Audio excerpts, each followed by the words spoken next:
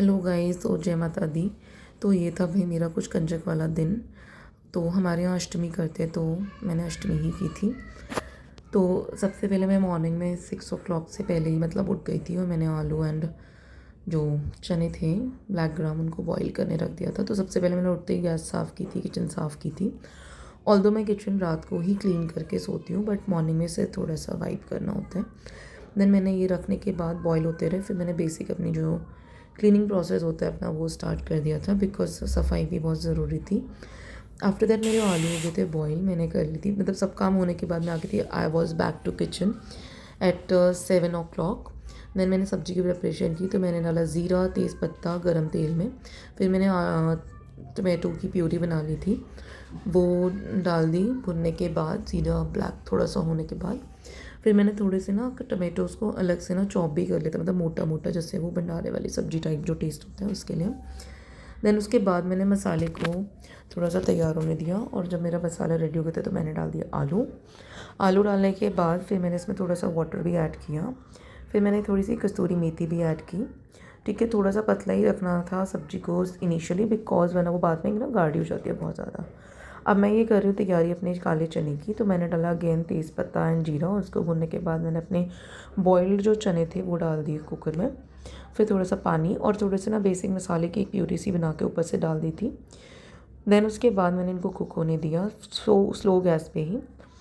Then side by side मेरी सब्जी भी बन रही थी, सब्जी को भी चलाना था और वो चने को भी चलाना था। दोनों ही चीज़ें ना सेम टाइम पे मैंने मतलब बनाने के लिए रख दी थी।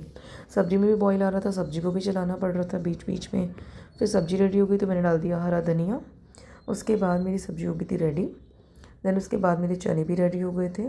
फिर मैंने की हलवे की तैयारी, और मैंने कढ़ाई में डाला घी एंड फिर मैंने उसमें डाली सूजी। तो यार अराउंड मेरा हाफ़ लीटर से भी ज़्यादा घी लग गया था, और मैंने सूजी को ना अच्छे खासे घी में ही मतलब रोस्ट किया था, ताकि मुझे बाद में ना घी डालने की ज़रूरत ना पड़े। और मैं ना हमेशा इनिशियल बिगनिंग जो होता है ना, ये भूनने वाला टाइम, इसी टाइम पे घी डालती हूँ, बाद में मैं कोई भी घी ऐड नहीं करती। तो मैं क्वांटिटी ज़्यादा ही रखती हूँ अपने घी की सूजी के अंदर। तो भूनने में ना काफ़ी टाइम लग गया था, ऑलमोस्ट हाफ़ एन आवर मुझे सूजी को भूनने में लग गया था, बिकॉज सूजी की क्वांटिटी थी थोड़ी ज़्यादा। उसके बाद जब ये भून गया तो साइड बाय साइड मैंने ना एक पैन में केसर का पानी रख दिया था, और ये मैंने अभी जो डाला है वो केसर का पानी है बॉईल करने के लिए। उसमें चीनी नहीं डाली थी मैंने। फिर मैंने इसमें ना कुछ पेटल्स भी डाल दिए थे, रोज़ पेटल्स मैंने ड्राई करके रखे हुए थे। फिर लास्ट में मैंने डाली चीनी। चीनी में लास्ट में ही डालती, बिकॉज वो वाटर रिलीज़ करती है ना, तो थोड़ा सा उससे ही हलवा क्या हो जाता है, कुक हो जाता है। ठीक है, फिर उसके बाद अगेन इसको मुझे 15-20 मिनट लग गए पकाने में। ठीक है, तो इस टाइम पे जो मेरी फ्लेम थी ना आफ्टर एडिंग दी वाटर, तो this time my flame was completely SIM. I mean it was completely very low flame. And उसके बाद चला चला के इसको बनाना पड़ रहा था। सारे मैंने ड्राई फ्रूट्स ऐड कर दिए थे मेरे पास जो भी अवेलेबल थे, काजू बादाम, सनफ्लावर सीड्स, खरबूजे के बीज, मतलब चिरौंजी, मतलब what all ever I had. So I have added all them. मेरा हलवा हो गया था रेडी, तो मैंने उसको कर लिया था एक बाउल में ट्रांसफ़र। तो 2 बाउल भर के मैंने हलवा बनाए थे, पूरी का मैंने आटा साइड बाय साइड, जब मेरा हलवा बन रहा था तभी मैंने उसको आटा मैंने लगा लिया था। तो मैंने अराउंड 2 kg के राउंड आटा जो था ना वो नीड किया था। एंड फिर मैंने पूरियाँ सेक ली थी। ठीक है, ऑयल को प्री हीट पहले से ही मैंने करना स्टार्ट कर दिया था। कढ़ाई को मैंने वॉश कर लिया था आफ्टर मेकिंग द हलवा। फिर मैंने 1 स्लॉट जो पूरी थी ना वो मैंने सेक ली थी।